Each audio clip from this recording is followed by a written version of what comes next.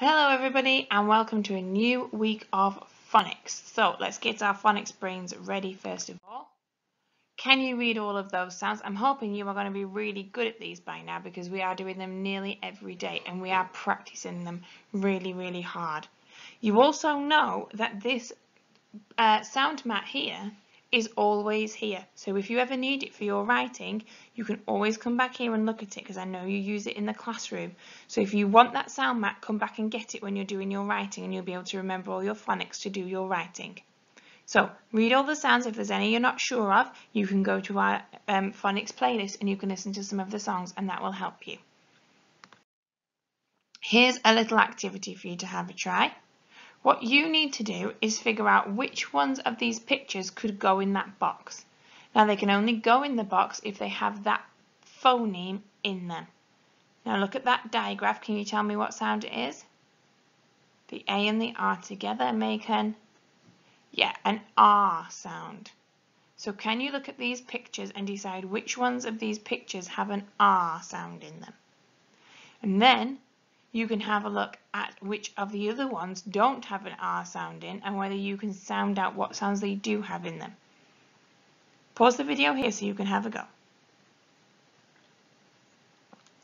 So in the R box you can have star, farm, park and car.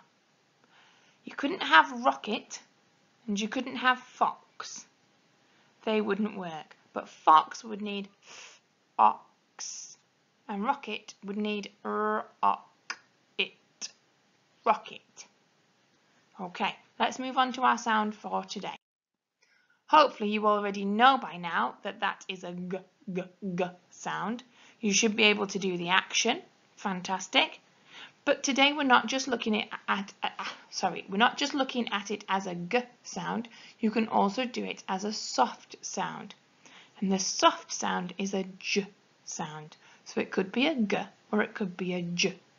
So when you're reading and you see these letters, a lot of the time it will be a g sound, but sometimes you might need the j sound. Now, if you go onto our phonics playlist, you will find that we have got Mr. Thorndoes phonics for today, and he is going to teach you about the j sound, the way that the G makes a j sound. So you can go away and watch that and then come back to this video. Now that you've learned about the j sound, you can go and watch this video, which is about Geraldine the giraffe. Now you might have already heard a couple of times there where I've used a j sound. And Geraldine the giraffe finds lots of different words that have a g or a j sound in them. So you can go and watch that video now. You can use this link on the page or you can go to our playlist and you will find it there for today's phonics.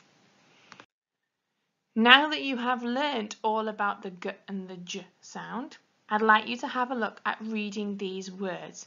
So all you've got to do is read these words and decide, is it a g sound or a j sound? So you'll sound it out, g, ot, got, and you'll think, does that make sense or do I need to turn it into a j sound? For this one, the g works. G, gem, that doesn't seem to work, so I'll change it to the softer sound, which is j, gem, and that works better.